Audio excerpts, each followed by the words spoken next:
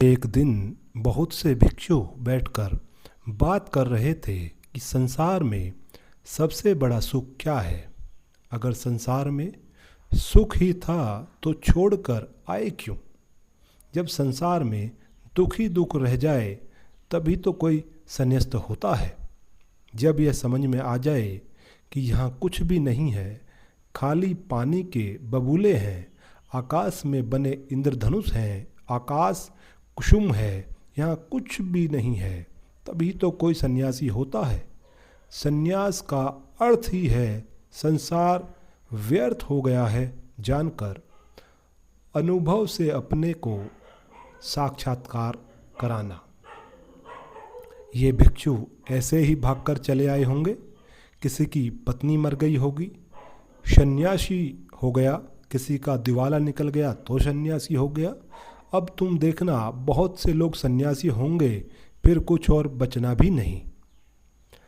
तब भगवान बुद्ध अचानक आ गए। पीछे खड़े होकर उन्होंने भिक्षुओं की बातें सुनी, चौंके, फिर कहा, भिक्षुओं, भिक्षु होकर भी यह सब तुम क्या कह रहे हो। यह सारा संसार दुख में है, इसमें तुम बता रहे हो।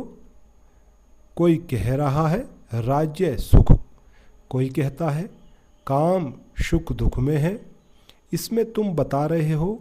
कोई कह रहा भोजन सुख, स्वाद सुख। यह सब तुम जो कह रहे हो, क्या कह रहे हो। यह सुनकर मुझे आश्चर्य होता है। अगर इन सब से सुख है तो तुम यहाँ आ क्यों गए। सुख भी आभास है। बुद्ध ने कहा, दुख सत्य है और सुख नहीं है ऐसा नहीं, पर संसार में नहीं है। संसार का अर्थ ही है यहाँ सुख दिखाई पड़ता है और है नहीं।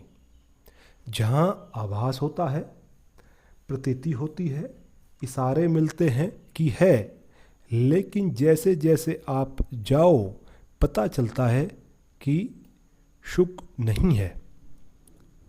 फिर सुख कहाँ है। बुद्ध ने कहा, बुद्धोत्पाद में सुख है। तुम्हारे भीतर बुद्ध का जन्म हो जाए तो सुख है, तुम्हारे भीतर बुद्ध का अवतरण हो जाए तो सुख है। बुद्धोत्पाद यह बड़ा अनूठा शब्द है। तुम्हारे भीतर बुद्ध उत्पन्न हो जाए तो सुख है। तुम जब जाओ तो सुख है। सोने में दुख है, मूर्छा में दुख है और जागने में सुख है। धर्म श्रवण सुख है। तो सबसे परम सुख तो है बुद्धोत्पाद, कि तुम्हारे भीतर बुद्ध पैदा हो जाए। अगर अभी यह नहीं हुआ तो नंबर 2 का सुख है। जिनका बुद्ध जाग गया उनकी बात सुनने में सुख है, धर्म श्रवण में सुख है। तो सुनो उनकी जो जाग गए हैं, जिन्हें कुछ दिखाई पड़ा है, गुणों उनकी। लेकिन उसी सुख पर रुक मत जाना। सुन सुनकर अगर रुक गए तो एक तरह का सुख तो मिलेगा, लेकिन यह भी बहुत दूर जाने वाला नहीं है। इसलिए बुद्ध ने कहा, समाधि में सुख है, बुद्धोत्पाद में सुख है। यह तो परम व्याख्या हुई सुख की।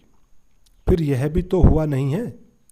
तो उनके वचन सुनो, उनके पास उठो बैठो, जिनके भीतर यह क्रांति घटी है, जिनके भीतर यह सूरज निकला है, जिनका प्रभात हो गया है, जहाँ सूर्योदय हुआ है, उनके पास रमो।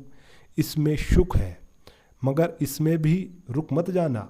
ध्यान रखना कि जो उनको हुआ है वह तुम्हें भी करना है। उस करने के उपाय का नाम है समाधि। सुनो बुद्धों को और चेष्टा करो बुद्धों जैसे बनने की। उस चेष्टा का नाम है समाधि। उस चेष्टा का फल है बुद्धोत्पाद। सुनो बुद्धों के वचन, फिर बुद्धों जैसे बनने की चेष्टा में लगना। ध्यान, समाधि, योग, और जिस दिन बन जाओ उस दिन परम सुख मिलेगा।